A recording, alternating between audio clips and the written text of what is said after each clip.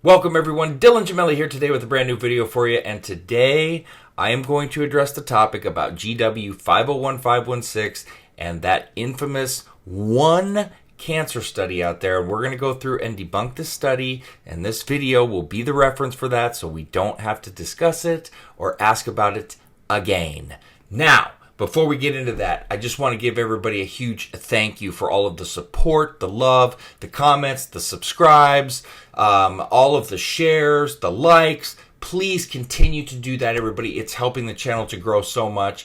All the help that I can get, I will pay you back tenfold with the best information possible. So, that being said, let's start talking about this, and let's just go through it step by step. So, there are so many people that will, ask about, well, that study where GW 501516 caused the cancer in the rats.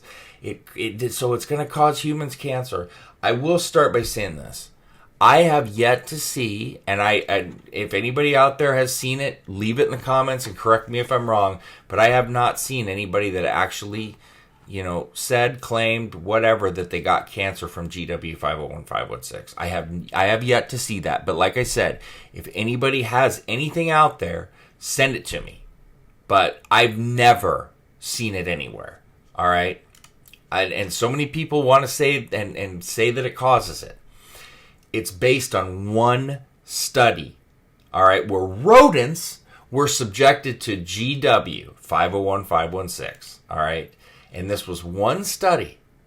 Now, during this clinical trial, they say that the rats develop cancer, which is partially true.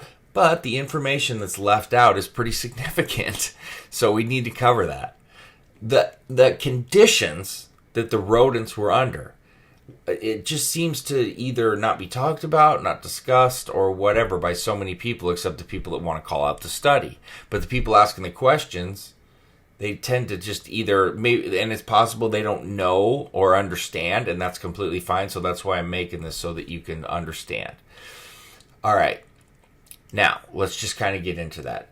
The study that we're talking about, all right, it subjected rats to crazy doses.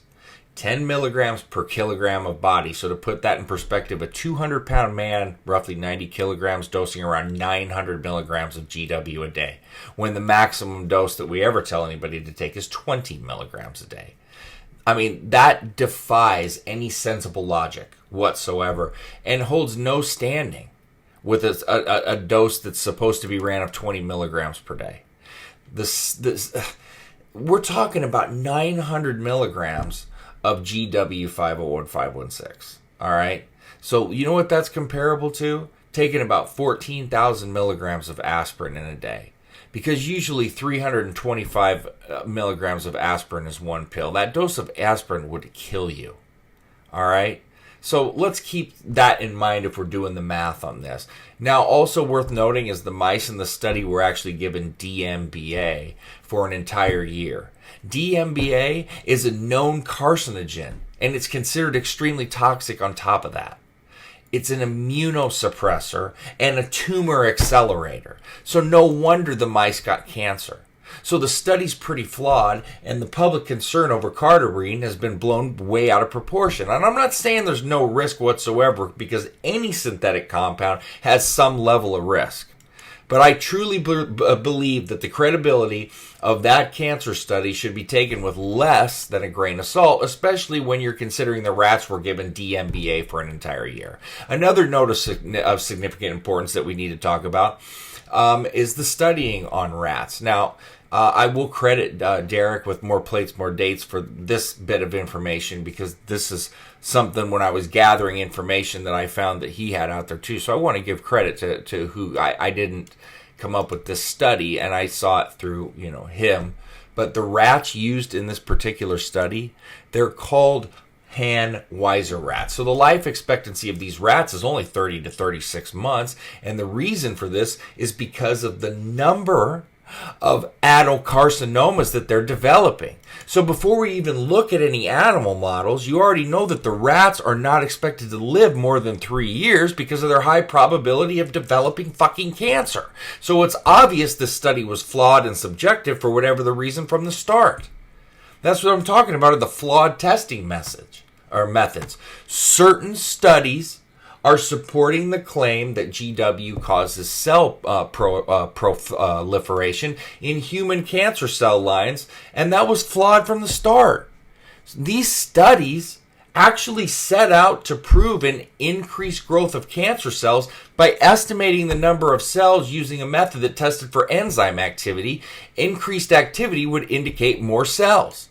Well, the issue with this testing method is the very substance that they're testing with actually increases enzyme activity within cells. So you can quickly see that judging cell proliferation by enzyme activity while introducing a substance that increases enzyme activity is going to give you skewed results in regards to an increase in cells.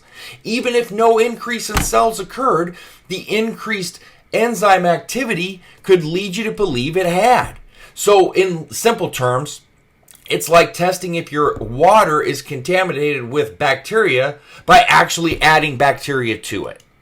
It just doesn't make any sort of sense whatsoever.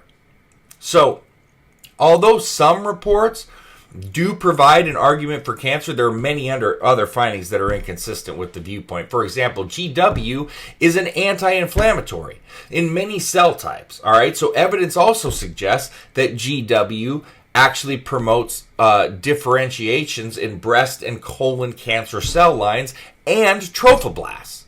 So this means, just so that I can explain that it allows cells to become more specialized cells, maintaining a natural limitation. Basic cells would run rampant, and they would invade areas that typically don't belong. GW's also demonstrated inhibition of cell growth in a number of cells. So just here in summary, GW is an anti-inflammatory in many cells. It limits cancers, it inhibits high cell growth, and it reduces cancer risks.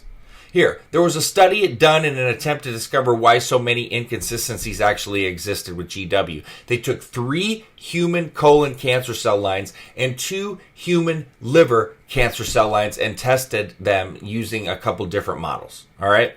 So, they tested for the presence of or like the lack of serum and in the presence of or lack of GW, and then studied them over a cultural period. The results were quantified. They used a Coulter method, was what it was called. And the Coulter method is, I guess, the gold standard of counting to actually determine cell proliferation, something I learned when I was reading this. But under the testing methods for this experiment, all 5 samples showed none, 0, no changes in cell proliferation, and they failed to offer any evidence whatsoever that PPARs like GW501516 increased cancer growth at all.